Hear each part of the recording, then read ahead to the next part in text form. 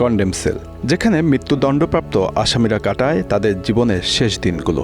একান্তে, বিচ্ছিন্ন এবং অনেকটা অনিশ্চয়তায় ভরা এই জীবন। যারা এই সেলে থাকে তাদের জীবনের প্রতিটি মুহূর্ত যেন সময়ের শেষ প্রান্তে দাঁড়িয়ে।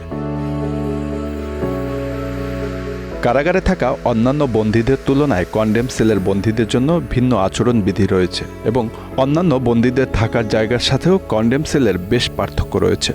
তবে বাংলাদেশের জেল কোড বা কারাবিধিতে সেরকম কোনো আইন নেই, এটি এক ধরনের রেওয়াজ।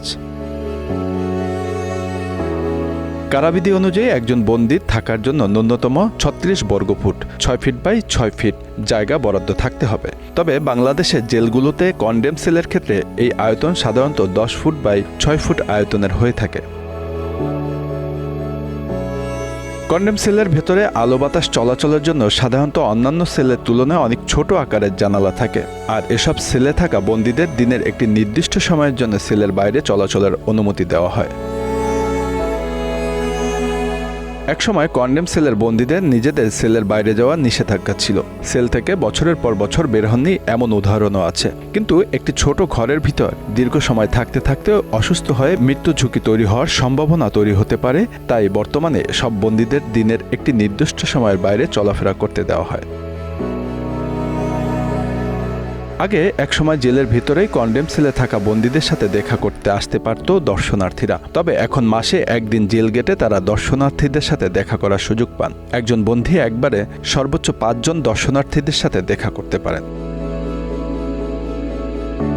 কারা কর্তৃপক্ষ সাধারণত কন্ডেম সেলের প্রত্যেক বন্দীর কাছ থেকে তার নিকটাত্মীয়দের তালিকা নেন। নির্দিষ্ট কয়েকজন ছাড়া কন্ডেম সেলের বন্দীদের সাথে দেখা করতেও অনুমতি দেয় না কারা কর্তৃপক্ষ। সাধারণত মাসে একদিন, বিশেষ বিবেচনায় কখনো কখনো ১৫ দিনের মধ্যেও কন্ডেম সেলের আসামিদের সাথে দর্শনার্থীদের দেখা করতে দেয়া হয়। একটি কন্ডেম সেলে সাধারণত ১ জন বা ৩ জন বন্দী রাখা হয়ে থাকে। ধারণা হয় ২ জন বন্দী থাকলে গোপনে পালানোর পরিকল্পনা করতে পারে, তবে ৩ জন থাকলে পরিকল্পনা আর গোপন থাকে না।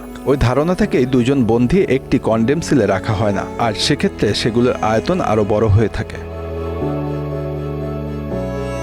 মৃত্যুর আগ মুহূর্তে প্রস্তুতির জন্য ধর্মীয় সহায়তাও দেওয়া হয়। অনেক আসামি ধর্মীয় আচার পালন করেন, তাদের শেষ ইচ্ছার কথা জানান।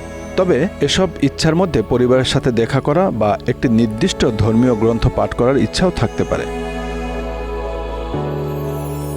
এই সেলে বন্দীদের মানসিক চাপ অনেক বেশি।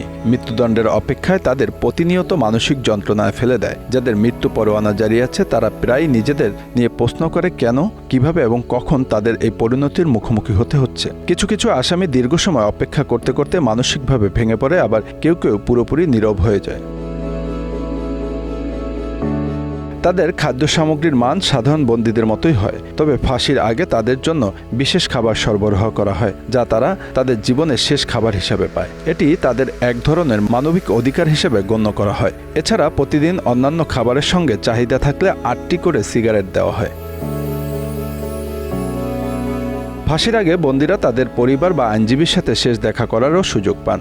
এ সময় পরিবারকে বিদায় জানানো এবং তাদের থেকে মানসিক শক্তি নেওয়া বন্দীদের জন্য গুরুত্বপূর্ণ হয়। কিছু ক্ষেত্রে তাদের শেষ ইচ্ছার কথা শুনে কারা কর্তৃপক্ষ সেই ইচ্ছা পূরণেরও সচেষ্ট হয়।